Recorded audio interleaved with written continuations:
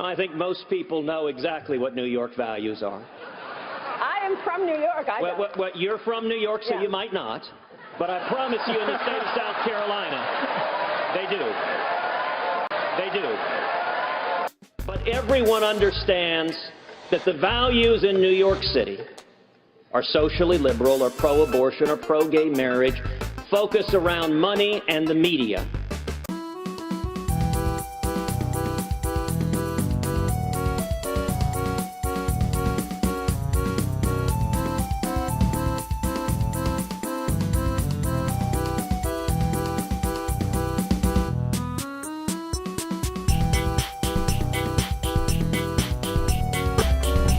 One of two gay businessmen who hosted an event with GOP presidential candidate Ted Cruz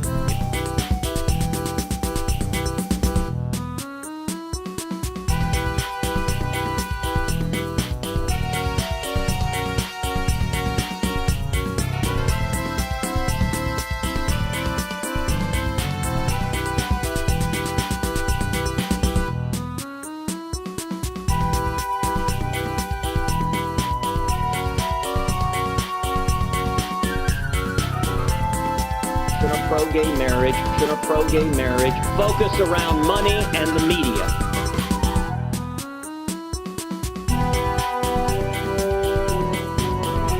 We look at the jihad that is being waged right now in Indiana and Arkansas, going after people of faith who respect the biblical teaching that marriage is the union of one man and one woman.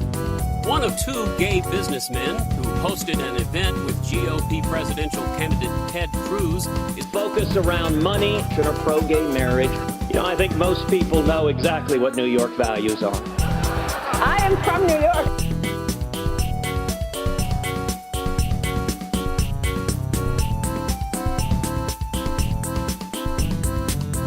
Well, you're from New York, so Yeah. you might not. But I promise you in the state of South Carolina, they do.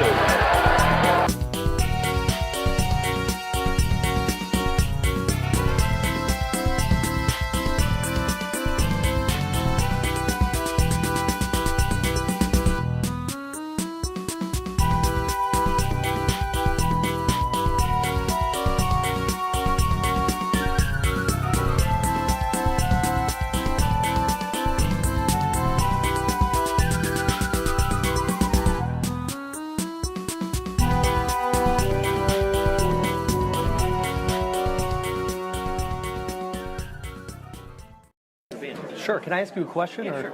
So, I'm a big supporter, and the only issue I really disagree with you about is gay marriage. And I'm curious, given all the problems that the country is facing, like ISIS, the growth of government, how big a priority is fighting gay marriage going to be to a Cruz administration? My view on gay marriage is that I'm a constitutionalist, and marriage is a question for the states. And so I think if someone wants to change the marriage laws of their states, the way to do so is convince your fellow citizens and change them democratically rather than 5 unelected judges do it. And that, being a constitutionalist, is integral to my approach to every other issue. So that I'm very devoted to. So would you say it's like a top 3 priority for you, fighting gay marriage? Or No, I would say defending the Constitution is a top priority, and that cuts across the whole spectrum, whether it's defending the First Amendment, defending religious liberty, stopping courts from making public policy issues that are left to the people. And so that, and I also think the 10th Amendment of the Constitution cuts across a whole lot of issues and can bring people together. The people of New York may well resolve the marriage question differently than the people of Florida or Texas or Ohio, and that's why we have 50 states, to allow a diversity of views. And so that is a core commitment. Thanks. Good luck. And that's why we have 50 states, to allow a diversity of views. Allow a diversity of views. And so that is a core commitment. And so that is a core commitment. Thanks. Good luck.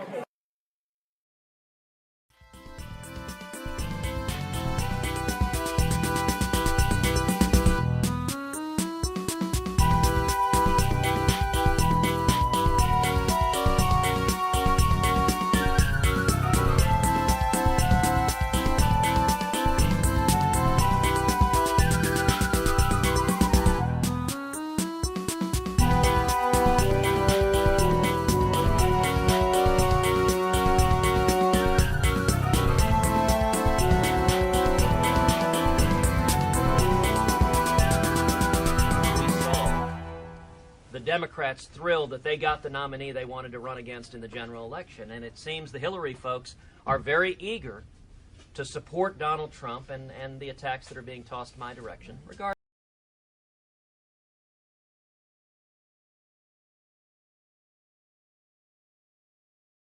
All right, and out front next, Hillary Clinton on going head-to-head against Donald Trump. Last night, he was asked about the possibility of you two running against each other if that's how this all plays out in November. He said that would be, quote, an amazing thing.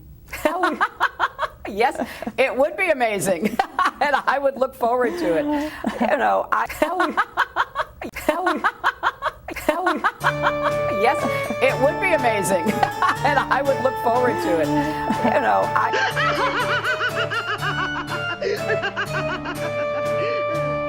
I was alone, yes. The whole night? Yes, the whole night.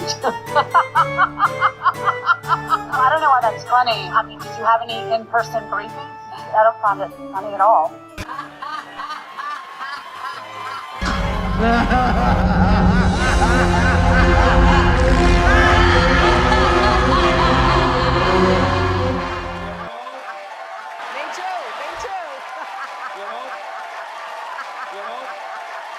Donald Trump. Last few days he's opened up.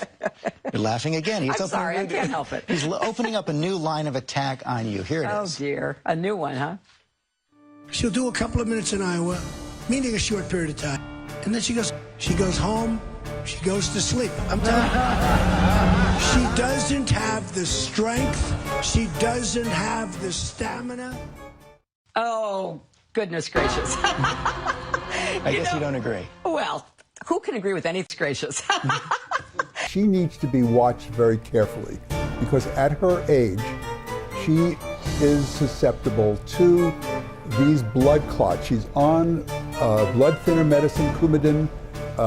She has trouble sleeping at night. She's racked by insomnia. There is a sense that she cannot really do this campaign without taking frequent rests. She doesn't have the strength. She doesn't have the stamina. Last few days he's opened up.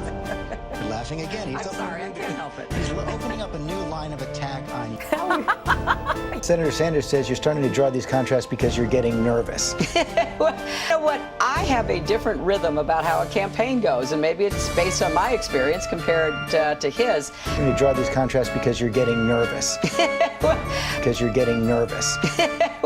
Getting nervous. There has been and is a fear, according to the sources I'm talking to now. She has been pushing around and yelling and screaming at her campaign advisors.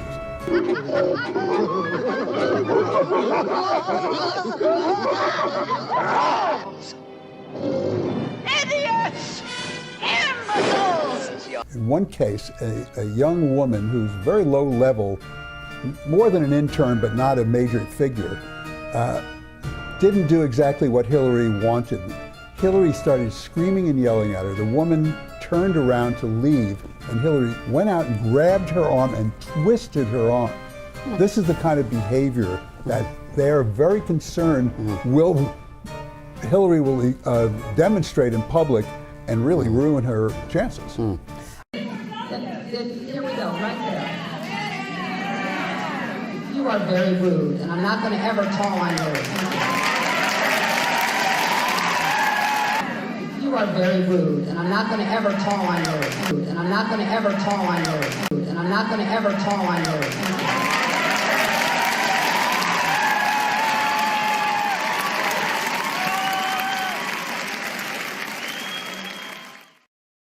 That was a close one. Too close. The little tramp. Oh, she's better than I thought. That's for sure. Well, it's time Ursula took matters into her own tentacles. Triton's daughter will be mine. One Arkansas woman says she was raped by Bill Clinton back in 1978, and she spoke to One America's Neil McCabe in this exclusive interview. We had planned to meet at the Camelot Coffee Shop, and he called my room and he said, there's so many reporters and people down here, can we just have coffee in your room? And I said, well, certainly we can.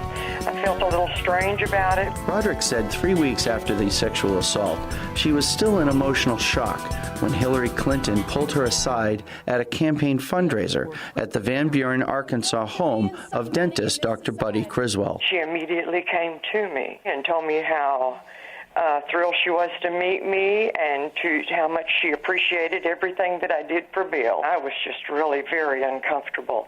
And at that moment, she took a hold of my hand and squeezed it and said, do you understand everything you do for Bill? And I just almost fainted. She looked straight at me and her smile faded. She looked very menacing. I was really frightened. Wait, you want me to tell you what my husband thinks? My husband is not the Secretary of State. I am. So you ask my opinion, I will tell you my opinion. I'm not going to be channeling my husband. And I'm not going to be channeling my husband. I was alone, yes. The whole night? Well, yes, the whole night. I don't know why that's funny. I mean, did you have any in-person briefings? I don't find it funny at all.